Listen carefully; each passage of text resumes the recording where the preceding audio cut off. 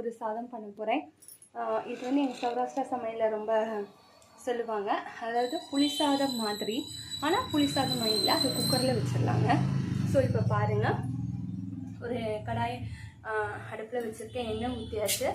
அதுக்கு தேவையான நிலக்கடலை போடலாம். நிலக்கடலை இருந்தால் போட்டுக்கோங்க. அப்புறம் இது இருந்தால் போடுறாங்க கடலைப்பருப்போ. என்கிட்ட கடலைப்பருப்பு இப்போதைக்கு இல்லை, தேட முடியல. எங்கள் பாப்பா அழுதுட்டுருக்கா, கோயிலுக்கு கிளம்பணும். ஸோ அதுக்காக நான் இதை போடுறேன். கருவேப்பிலை போட்டேன். கருவேப்பிலை போட்டதுக்கப்புறம் நீங்கள் வரமிளகா இருந்தால் வரமிளகா போடுங்க.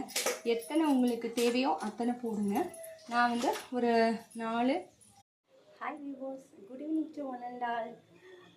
அவர் prime kitchen, prime excellency kitchen. So நம்ம இப்போ வீடியோஸ் பார்க்கலாம். இன்றைக்கி வந்து பிரதோஷங்க. வீட்டில் வந்து நான் எப்போயும் தயிர் சாதம் தான் பண்ணுவேன். பட் தயிர் வந்து கொஞ்சம் கம்மியாக